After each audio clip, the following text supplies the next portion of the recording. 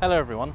Today I want to talk to you a little bit more about the Lotus Excel, and specifically I want to give you 5 reasons why this is the car that you should all be searching the classifieds for right now. Reason number 1, it's a Lotus, and a classic Lotus. The price of classic cars has been going through the roof recently, but there are a few cars that have been left behind that people haven't quite cottoned onto yet that are surely going to become massive earners in the near future, and I do believe that this is going to be one of those. If you want proof, just look at what's happened to Esprit prices recently. They've more than doubled in some cases in the last 18 months. And if you look at any review of an Esprit, it'll probably mention the Excel, which was its stablemate at the time. And in the opinion of the guys that I know that are fortunate enough to have both of them, many rate the Excel as the better car.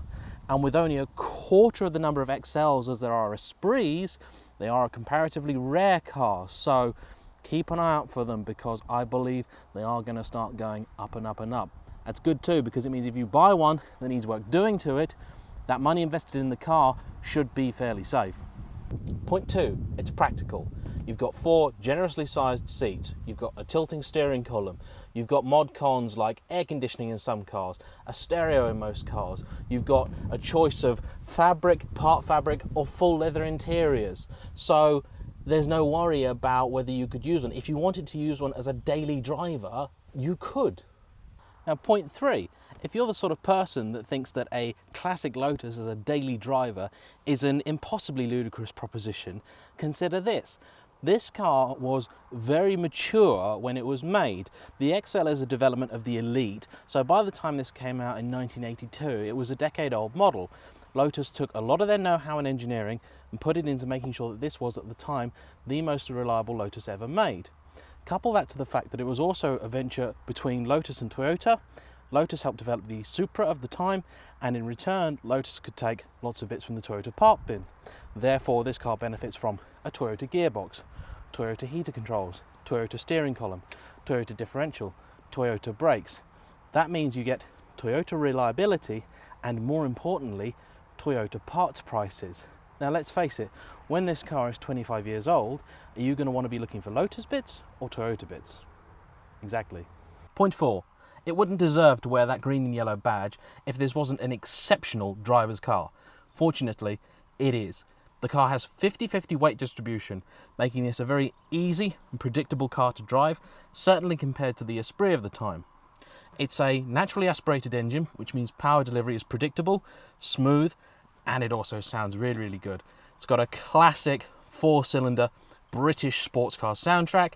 This car's got a fully stainless exhaust system, so it sounds absolutely delicious. And the steering is nicely weighted. It is a power steering system, but it doesn't rob you of feel. It gives you just enough help at low speeds, so if you're not too strong or you don't like maneuvering cars without power steering, it's easy enough. But on the road, it's delicate, lots of feedback. The car pitches and rolls just a little bit to let you know what's going on, but it's very easy, very reassuring.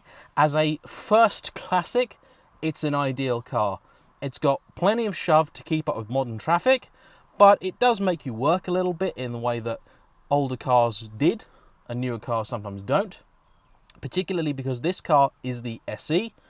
That means it's got 180 horsepower rather than the 160 of the basic model, but because it develops that power from an old school tuning method, it means that all of that power is basically at the top end. You know, it's not really torquier than the standard car, so it actually is a car that really thrives on revs, and it makes it so enjoyable to drive. And if you get a chance to drive one, I strongly recommend that you do. I was very impressed with it, and yeah, I just love driving it. Now for point 5, and perhaps the best news of all, the price. You can pick up a Project XL anywhere between £2,000 to £4,000 with very well cared for and fully refurbished examples going for around the £10,000 mark at the time of talking, which is 2016.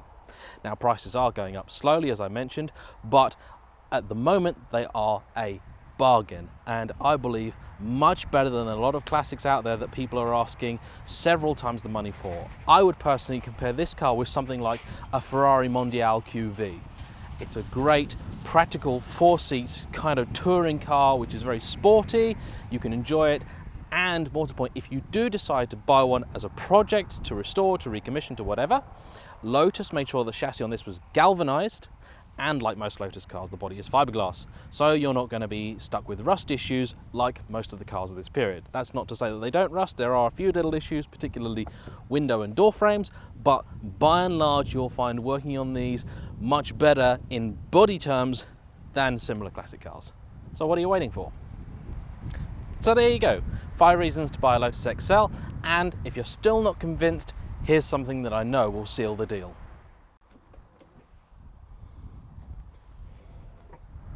Because who doesn't love pop-up headlamps, right?